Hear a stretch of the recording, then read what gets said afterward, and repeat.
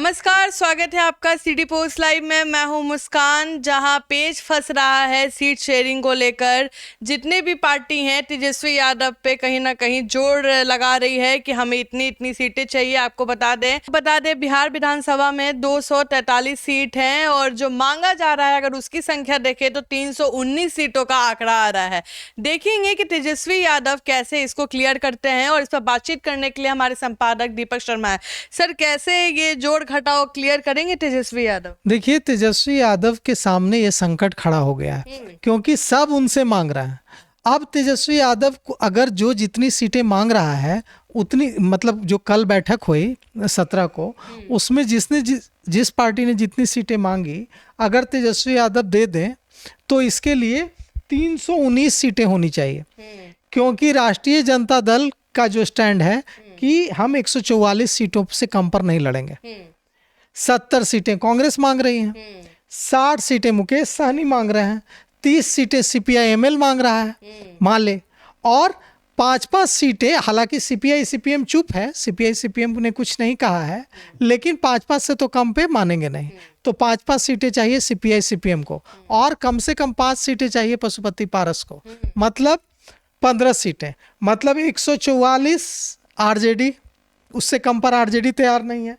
70 सीटें कांग्रेस, 60 सीटें मुकेश सहनी कह रहे हैं कि 60 से तो कम में हम मानेंगे ही नहीं, 30 सीटें माले, और CPI-CPM और पशुपति पारस को अगर कम से कम भी दें, 5 सीटों में पर पशुपति पारस भी नहीं मानेंगे, लेकिन अगर मान भी लें तो 15 सीटें, तो कुल मिलाकर 319 सीटें होती हैं।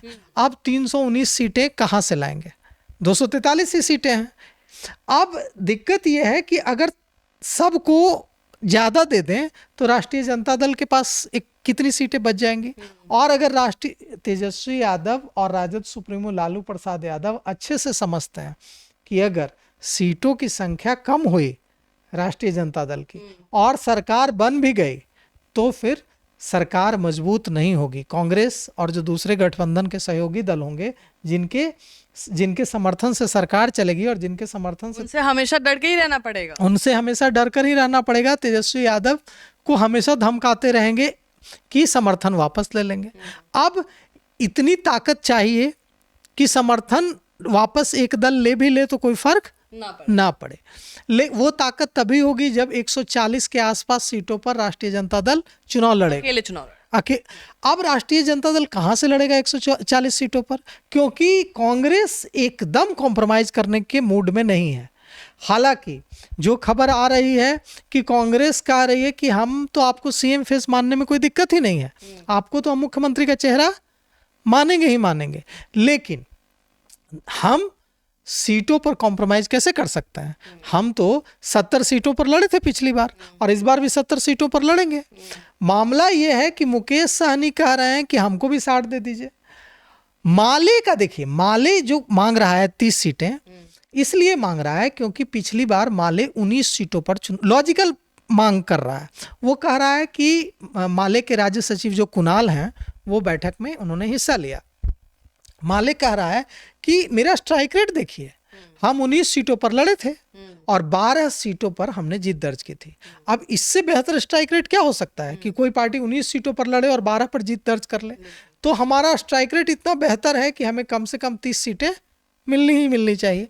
और इससे तेजस्वी यादव भी सहमत है क्योंकि तेजस्वी यादव को लगता है कि माले सरकार, अगर सरकार बनती है मेरी चुनाव के बाद, तो जो लेफ्ट है, वाम दल हैं, वो सरकार का हिस्सा अमूमन नहीं बनते हैं। वे बाहर से सरकार को सपोर्ट करते हैं और उनका यह दबाव भी नहीं होता है कि उनके विधायकों को मंत्रिमंडल में शामिल किया जाए। वे बाहर से समर्थन देते हैं, मंत्री नहीं बनते उनके विधायक, अमूमन ऐसा ही होता है। तो सरकार पर दबाव कम होगा, RJD के विधायक ज़्यादा मंत्री बन पाएंगे। इसीलिए तेजस्वी यादव चाहते हैं कि वाम दलों की सीटें बढ़े और कांग्रेस की सीटें घटे। लेकिन कांग्रेस आंख दिखा रही है, कांग्रेस कह रही है, और कांग्रेस ने CM फेस को लेकर विवाद खड़ा कर दिया है। कांग्रेस कोशिश कर रही है कि CM फेस पर इतना विवाद कर दें कि तेजस्वी यादव डिफेंसिव हो जाए और हमारी मांगे मान लें। देखिए, अभी तक कोऑर्डिनेशन कमेटी चुटकी भी ले रहा है NDA कि कोऑर्डिनेशन कमेटी का अध्यक्ष बनना, मुख्यमंत्री कैंडिडेट बनना तो नहीं होता है। कोऑर्डिनेशन कमेटी का अध्यक्ष तो बनाया गया तेजस्वी यादव को, जन सुराज ने बकायदा देखिए आज प्रेस कॉन्फ्रेंस कर दी। कितनी अजीब बात है कि तेजस्वी यादव को चीट कर रही है कांग्रेस, इससे कलेजा फट रहा है प्रशांत किशोर का। Prashant Kishor meeting press conference बुला ले रही है प्रशांत किशोर की पार्टी, और उसमें कह रहे हैं प्रशांत किशोर के नेता प्रवक्ता कि देखिए हम आपको बता रहे हैं, हमारे पास पुख्ता खबर है कि तेजस्वी यादव को मुख्यमंत्री कैंडिडेट घोषित नहीं करेगी कांग्रेस। कांग्रेस चाहती है कि बिना मुख्यमंत्री कैंडिडेट घोषित करें, और पहले तो यह बता रहे हैं कि उन्हें बहुत तकलीफ हो रही है कि तेजस्वी यादव को मुख्यमंत्री कैंडिडेट घोषित नहीं कर रही है कांग्रेस, और उसके बाद तंज भी कस रहे हैं कि भला 9वीं फेल को कोई कैसे नेता मान सकता है। मतलब जनसुराज यह बता भी रही है कि कांग्रेस चुटकी ले रही है, चुटकी ले रही है, तंज कस रही है कि आपको जनता क्यों कर मानेगी मुख्यमंत्री, जब आपके सहयोगी ही आपको मुख्यमंत्री बनाने, मुख्यमंत्री कैंडिडेट, मुख्यमंत्री भी नहीं, मुख्यमंत्री कैंडिडेट सीएम का चेहरा बनाने में इतने घबरा रहे हैं, आपके साथी इतने घबरा रहे हैं, तो जनता क्यों कर आपको मुख्यमंत्री मानेगी। तो कुल मिलाकर यह है कि तेजस्वी यादव और राष्ट्रीय जनता दल की यही कोशिश है कि मुख्यमंत्री पद को लेकर किसी तरह का विवाद न हो, क्योंकि चाहे देखिए आरजेडी को अकेले लड़ना पड़ेगा मुस्कान जी, तो अकेले लड़ जाएगी आरजेडी, लेकिन कभी भी मुख्यमंत्री चेहरे से कॉम्प्रोमाइज नहीं करेगी। मुख्यमंत्री चेहरे से कॉम्प्रोमाइज करने का मतलब होगा सर गिर जाएगा, मतलब राजद बहुत खराब लगेगा उनको, आत्मघाती कदम होगा, अपने पैर पर, जिसके अपने पैर पर कुल्हाड़ी, रेस्पेक्ट ही चला जाएगा। सेल्फ रेस्पेक्ट से भी बड़ी बात है, राजनीति में सेल्फ रेस्पेक्ट नाम की कोई चीज नहीं होती है, सिर्फ नफा नुकसान होता है।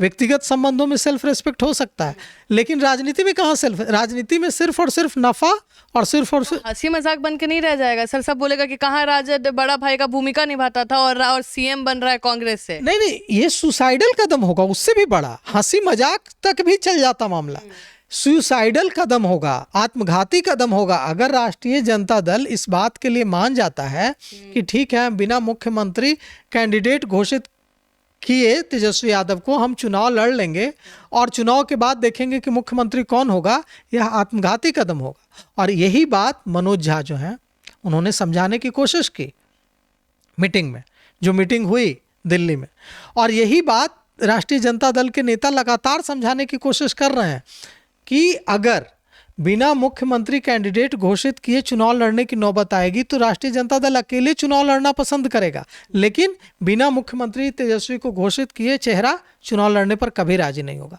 कांग्रेस भी इस बात को अच्छी तरह समझती है कि रिश्ता टूट जाएगा, जो 3 दशकों से पुराना रिश्ता है कांग्रेस और आरजेडी का, वह रिश्ता टूट जाएगा। लेकिन अब देखिए क्या रास्ता बचा है कांग्रेस के सामने।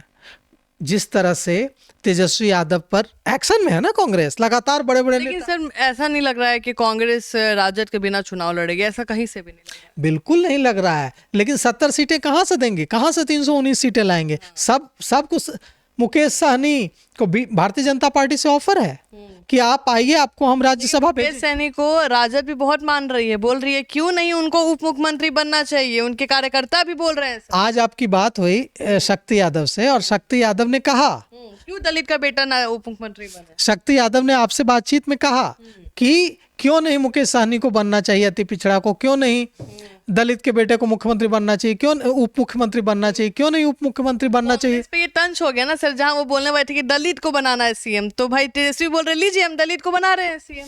यही बात है, इसीलिए ये है ना कि मुकेश सहनी को इसीलिए तो बुला रही है ना भारतीय जनता पार्टी कि आपको केंद्र में मंत्री बना देंगे, आपको केंद्र में मंत्री बना देंगे। राज्यसभा सांसद बनाना पड़ेगा केंद्र में मंत्री बनाने के लिए, क्योंकि वो फिलहाल सांसद नहीं है, तो उनको मंत्री बनाने के बाद कहीं से राज्यसभा भेजना पड़ेगा। लेकिन सर मुकेश सहनी अगर एनडीए में जाते हैं तो स्ट्राइक रेट पूरा 100% हो जाएगा। यही बात मुकेश सहनी को अपनी कीमत पता है, इसीलिए वे दिलीप जायसवाल से भी मिल ले रहे हैं और वफा की कस्में भी खा रहे हैं।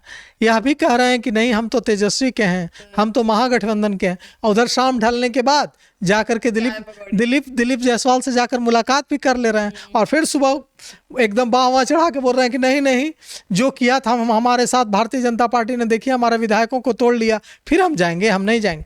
तो राजनीति जो है इसी का खेल है कि यहाँ कोई भी किसी से किसी की ना कोई दुश्मनी होती है परमानेंट, ना कोई दोस्ती होती है, सब अपना नफ़ा नुकसान देखते हैं। और मुकेश सहनी को अगर दिखेगा कि हमारा नफ़ा जाने में है एनडीए के साथ, तो आज चले जाएंगे।